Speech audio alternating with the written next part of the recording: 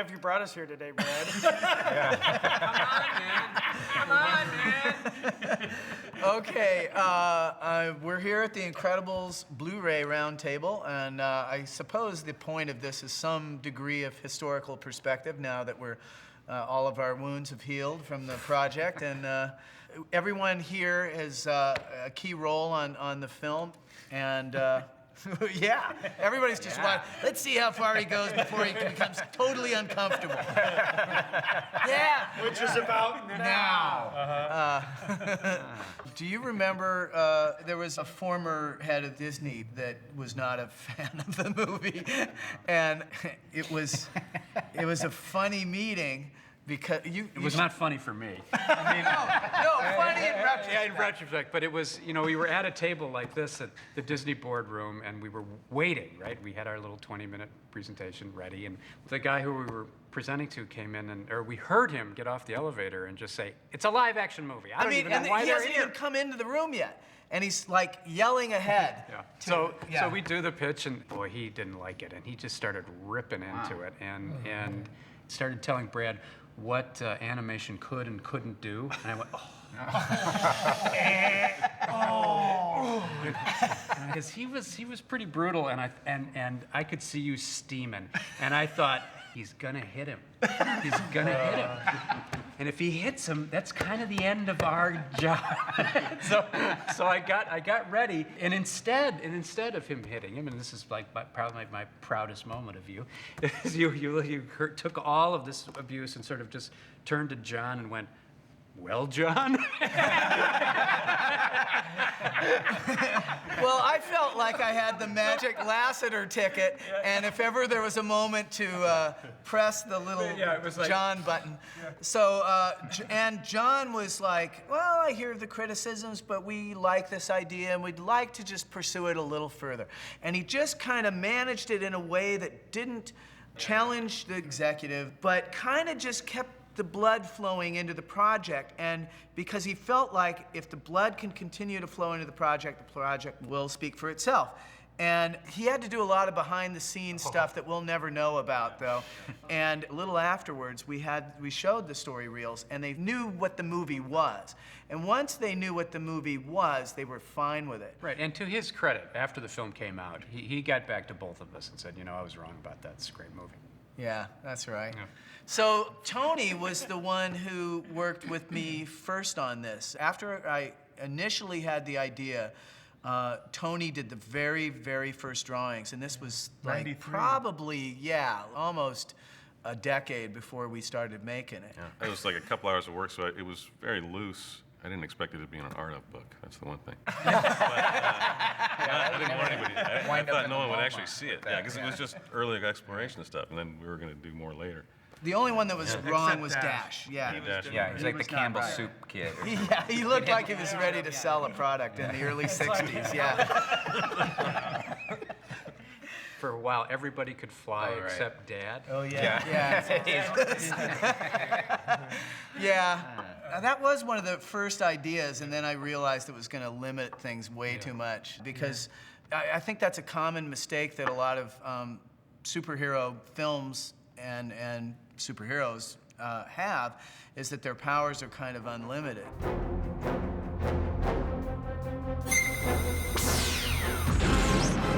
For about 10 minutes, Bob could do that. It was a little longer than that. And I went, if he can do that, then we're going to be screwed, because he could get out of any situation, and Why wouldn't he use it? Yeah. And that was fatal in our film, because it was supposed to be an adventure film where you were genuinely worried whether they were going to make it. And I'm very proud of the work that we did, because the audience, when we finally got to show it, they were gripping the armrests, and they were worried about them, and I felt like that was a big success. Yeah, when Mom opens up on the parachute, you people would cheer. Right, yeah. So what would you think was the biggest challenge animation-wise of putting this on screen? I think for Bob in particular, stopping and starting was one of the hardest things for us. Remember that one scene where he was walking down the hall and turning? It's just getting some of that simple stuff. Well, part of it is the shape of his body, Yeah. because he has these tiny little feet, and massive Top heavy. hands. Yeah, and he's top heavy too. So Yeah. if we have him stop, and it looks like there's 550 pounds that have to slow down. Right. It's funny because we're doing stuff that's physically impossible left and right, but we were very concerned about making it look credible, you know, that they weighed this many pounds and their bodies are moving through space and they're changing direction, and we had to show that stuff was heavy to him and all of that. But it's also the weird things that we got away with, and you know, the things that aren't as common in animation, and they're little things. It's not like it's a radical thing that doesn't have any precedent, but the fact that it looks like the mom and the dad love each other and have a physical relationship that actually feels physical, and also that you could have Bob grabbing Mirage and threatening to break her in half and have it actually play. You know, even though everybody's stylized, and having it move from those to moments of humor and not be dishonest to either moment, you know, I was happy that we pulled that stuff off. There was that time where we had that company meeting and Ed read that question. What question? The question, are we being too ambitious? And we were just getting going. And you Right. raised your hand and said, I'll take this one, Ed, wanting to answer, and got up and talked about why being ambitious was a good thing. Right. Well, I felt like this was the one place on Earth that should be regularly ambitious because they had the courage and fortitude to do it. It seemed like The Incredibles was a big bite. Everything that we wanted to do was stuff that CG animation had real trouble doing at the time.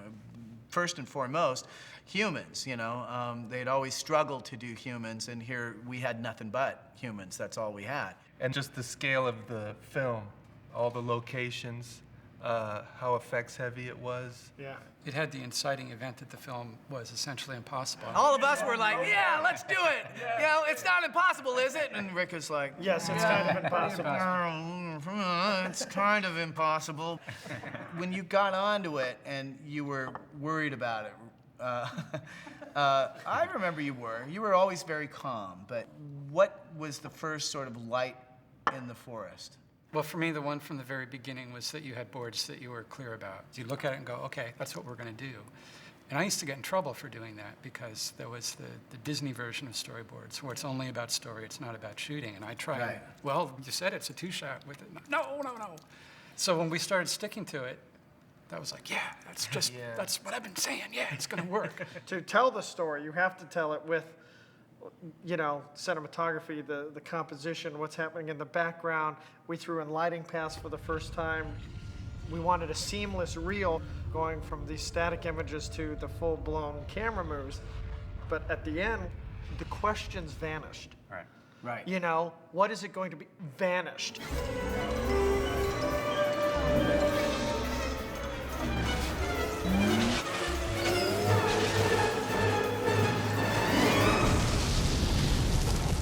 I remember Steve Jobs walked out and said, why don't we just release that? It was all done.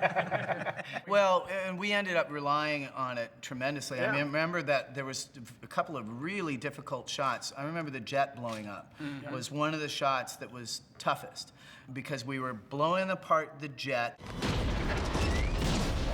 and then the characters had to come up to the camera, and then we were kind of going over them as they were going down and through the clouds.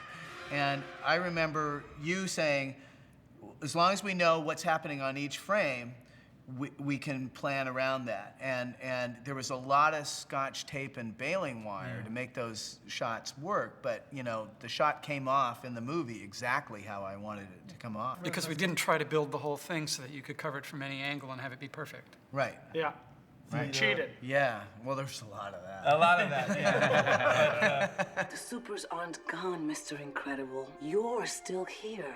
You can still do great things. Or you can listen to police scanners. Your choice. That was a really hard thing to figure out in the movie because he needed to get the assignment that got him to the rest of the story. And the context of it was always tricky, and I couldn't lick it. And I remember the biggest crisis in storyboarding happened over this issue because I kind of went away. and the storyboard crew was feeling kind of disconnected and unloved. And remember that? Yeah, I told the guys, look, we're firemen when we work with Brad Bird. We're firemen, right? We got to be on the ball when he needs us, put out the fire. We come down the pole. All the other time, we can goof off, right? Relax, draw something for yourself, see a movie at lunch, whatever. But they're not used to working in that kind of environment. You know, they're all, Brad doesn't love us anymore because we're no longer in meetings and he doesn't want our input and da-da-da-da-da. So all this stuff was going, they stopped talking to me for some reason. When I would tell them not to worry about it, and then our story manager came in at the time and said, the guys are really low morale. Low morale. They're thinking about jumping ship. I'm all, they're going to jump ship on The Incredibles and go to some other movie? I walk right into John's office. Everybody's going to jump ship. Jump up. They'll want to go on another. We got to talk to Brad. And then we came into you, and I said, they're going to jump ship. And go to what? 5 minutes. We're going to have a meeting in 5 minutes. So we get in this meeting, and everybody's sitting around the table, and Brad starts talking, right? He starts explaining why this is happening, what he needs to solve, and he could do it. And basically, you know, when he gets, he's going to give it to us, and he knows we're going to knock it out of the park. But he needs da-da-da-da-da-da. And he's looking at this room of guys going, deer in the headlights. And when Brad faces deer in the headlights, it's not that they're not getting it, but Brad thinks they're not getting it, so he ratchets up the level to make sure that they get it or they're hearing him. And Brad gets redder and redder, and he has this red ball that he starts off ignoring, that he then is grabbing, and that he then is bouncing, and then at one point, when he reaches the climax, he goes, it's gonna be great! And he heaves it across the room, you know, and I'm on the end of the table going, yeah, that's Bird, baby, that's why I work for this man, yeah. And he heads out all excited, thinking, I've sold him, yeah, and he leaves. And I turn around to the guys, I'm all, so guys, and they're like, shaking like chihuahuas and sweat. Does he hate us? I'm all, oh my God. Yeah. And it was shortly after that. After that meeting, it was 2 days later, and you came out, you said, I got it, and you slapped it. Red ball. You know, there it is. But all they remembered is that I yelled on a red ball. Yeah. Well, it was pretty memorable, you know? Yeah.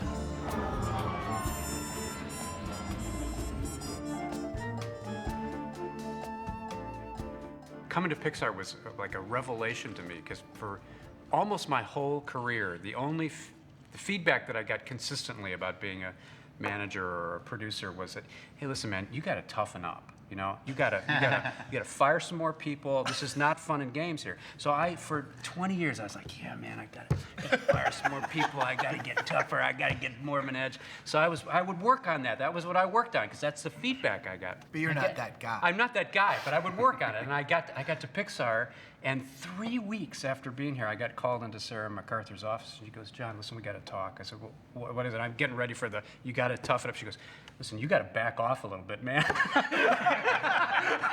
You gotta stop firing guys. I said, I think I found my home, you know?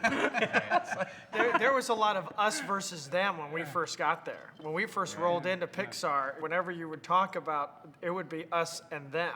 Yeah. And I remember that time where you finally said, we, yeah, you know, we did Pixar. Right. Our leader has finally accepted that this is an okay place to be, you know?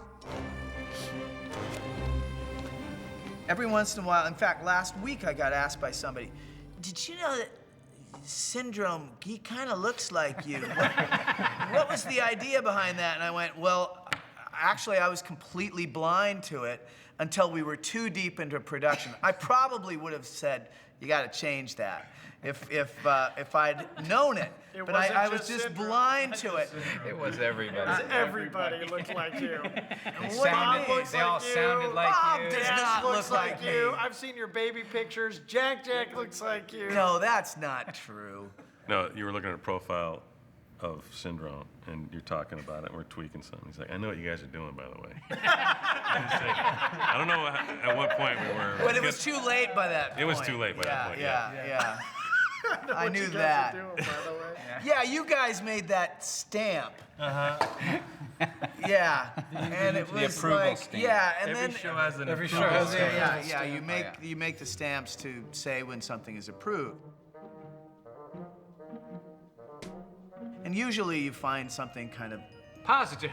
positive and Yeah, like, it's funny, great, or like it's great or Great. Nice job. Okay. It had you, but it was a bunch of swear words. It had, yeah, man, blanket blank, man.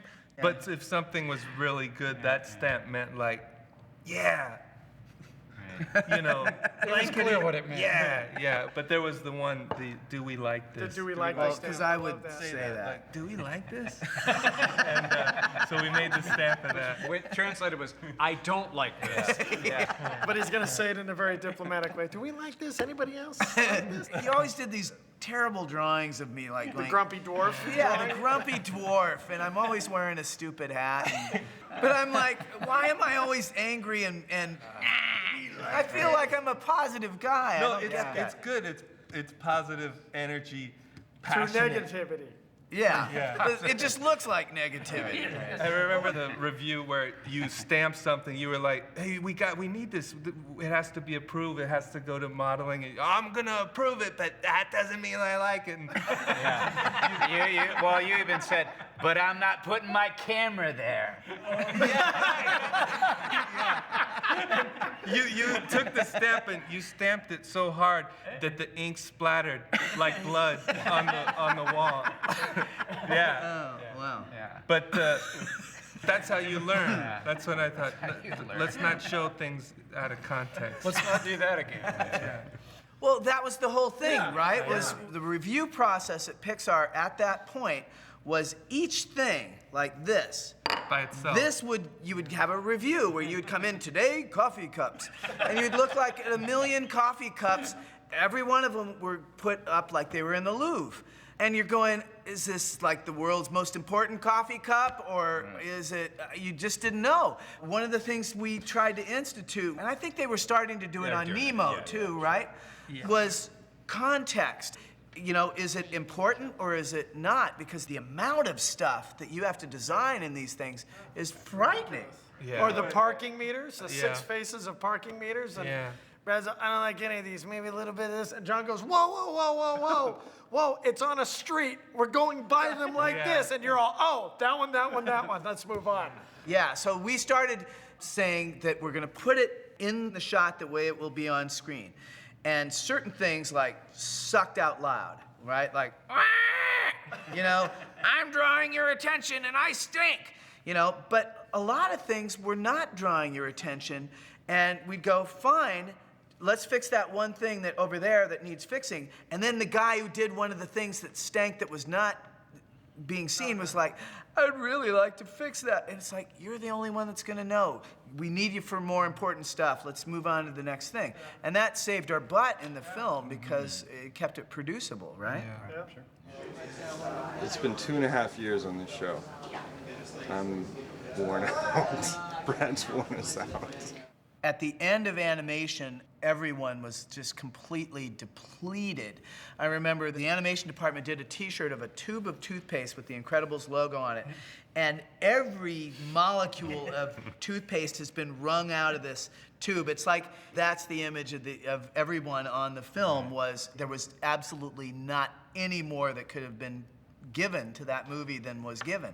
Well, and at Pixar, you spend, at least I did, I spent 4 years just praying every night that we weren't going to be the guys that made Pixar's first flop, right? Right. It's like, you're like, please, God, let it be the next guy, you know? But not me, you know? You know that it's going to catch Yeah, up. that's right. It's like, the only thing I ever feel in these things is just relief. Yeah, that's really what it was, yeah. more than anything, because I had been living with it for a long time in my brain, and to have it get out into the world. And it was really fantastic to hear them talking about it like it was now part of their experience of going to the movies. And I remember it being, I was so emotional the very first time I saw it. I was actually in tears, you know, that night I first saw it. I couldn't believe it. And then I went to go see it again with a real audience, like a normal, like everyday audience. And I was amazed how quiet they were for the longest time. And I was thinking, God, I hope they like it. What's going on, you know? But they were actually listening. Even after the credits, they stayed, which you never see much of that anymore. And they're kind of talking to each other. And that was very impressive to me for an animated picture in particular. well, the other thing that I was really happy about afterwards was it garnered some press for controversial reasons. I remember the New York Times had a discussion about the over-trophying of kids. You know, everyone gets a trophy whether they cared or not. And everyone sort of seemed surprised that there was anything to talk about with an animated film with superheroes, you know, because it seems on the surface like such a sort of pop, you know, thing. I was proud to have been part of it after it came out. I mean, I was really, like everyone else, exhausted, but it was the first project I'd worked on that was that big, where the original intention was maintained all the way through the And that's end. what you were really worried about at the beginning. You're right. About it getting watered down or... Yeah, and look, you know, even though I thought you were overly worried, I love the fact that you cared that much about it. It's like totally killed. That you were willing to get passionate about it. That told me that, you know, you were the right man for the job. And I never had trouble with people that are passionate about the work, even if it makes them sometimes a little more difficult to work with. I feel like for this much more difficult to work with, you're getting this much more for the film. And I felt like everybody involved with the film really did care.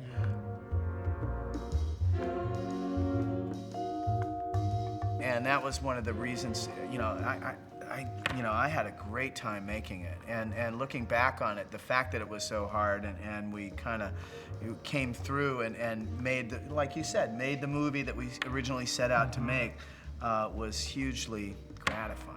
And I hope to have another experience that is as gratifying as that, but you know, maybe I never will, but even then I'll be happy that I had one. Yeah.